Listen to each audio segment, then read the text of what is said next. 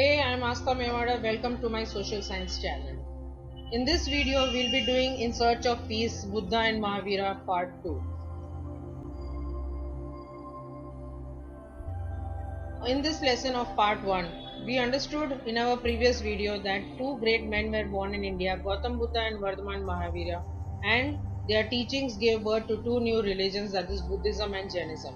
In the last video, we learnt about the life of Gautam Buddha and his preachings.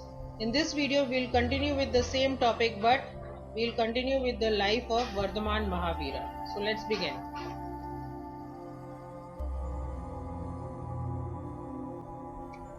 Let us first understand some facts about Jainism.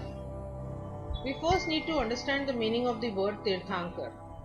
Tirthankar, also called Jinnah, that is victor, in Jainism is a savior who has succeeded in crossing over life's stream of rebirths and has made a path for others to follow. That is, a spiritual teacher of Dharma who teaches you the righteous path and they have attained Nirvana, enlightenment. Second point, who was the founder of Jainism? Jainism is somewhat similar to Buddhism. It was founded by Vardhamana Jnatiputra or Nataputta Mahavira, also called as Jinnah, a spiritual conqueror, a contemporary of Buddha. A contemporary of Buddha means during the same time as Buddha. Third point, Lord Mahavira was the 24th and the last Tirthankar of the Jain religion. According to Jain philosophy, all Tirthankaras were born as human beings, but they have attained a state of perfection or enlightenment through meditation and self-realization. They are the gods of Jains. Okay, so like I explained in the first point, Tirthankar, right? They have attained Nirvana, they have attained enlightenment. They are basically born in an ordinary family, but they have attained a state of perfection or enlightenment through meditation, okay, through penance, and have they are equal to God. They do. Now, does Jainism come under Hinduism? Well, Jainism is considered to be a legally distinct religion in India. A section of scholars earlier considered it as a Hindu sect or a Buddhist heresy, but it is one of the three ancient Indian religions. Now, the texts containing the teachings of Mahavira are called Agmas. The first Tirthankar was Rishabdev or Adinath, this you need to remember, and the 23rd Tirthankar was Pashwanath. Again, Jains are divided into two major sects, the Digambar, meaning sky-clad, that is, they don't wear clothes, and the Shwetambar, who wear white clothes. Each of these sects is also divided into subgroups. The two sects agree on the basics of Jainism, but disagree on details of the life of Mahavira. So that's the difference between the two.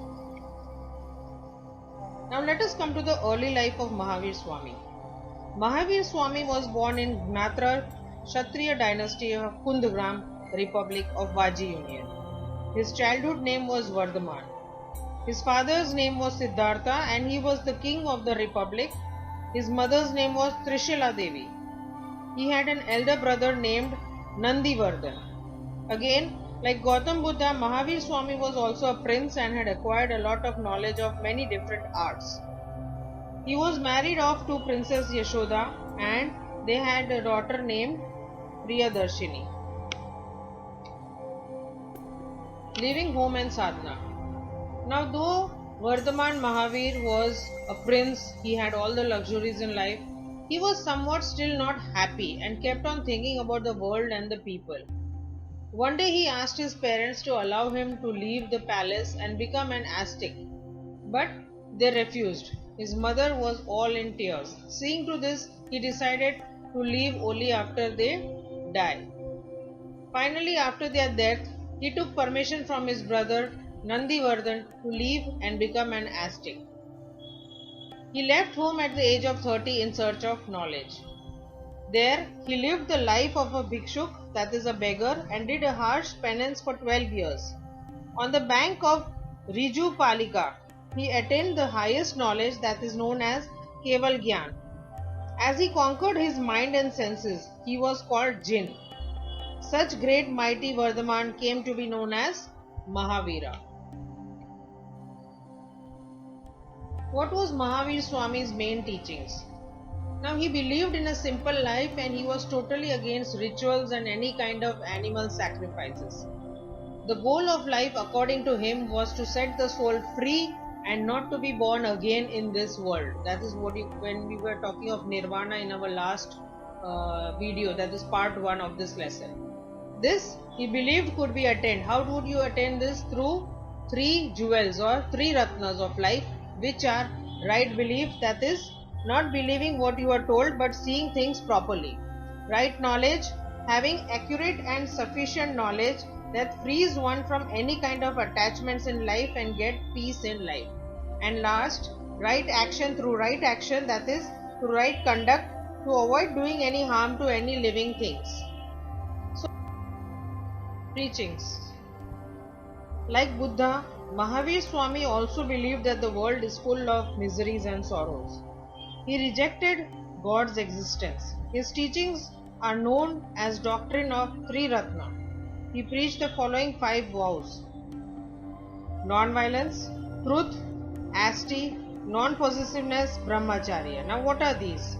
What are these vows? Non-violence. Mahavir Swami believed that violence is one of the biggest evil of human society. There should not be any kind of violence of any kind, be it human beings or animals. Even the smallest creature has the right to live. He believed that mental violence should not be done. Protecting animal is the real duty of human beings. Now, truth. We should never speak lies.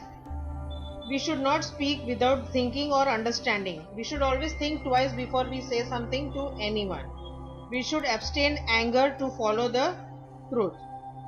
The truth should always be followed in every situation. Whatever may be the situation, we should always follow the truth. Now, asti. That is, you should not steal. Theft is the biggest evil. We should not take anybody's things without his or her consent or permission. Entering anybody's house without permission is also like stealing. By saying so, he tried to keep the society of that time away from stealing. Number 4, non-possessiveness. That is, you should not own any kind of property. Man should not store goods, possessions, ornaments or clothing beyond their requirement. You should only have what you require. There is no need to keep on collecting things which you don't need.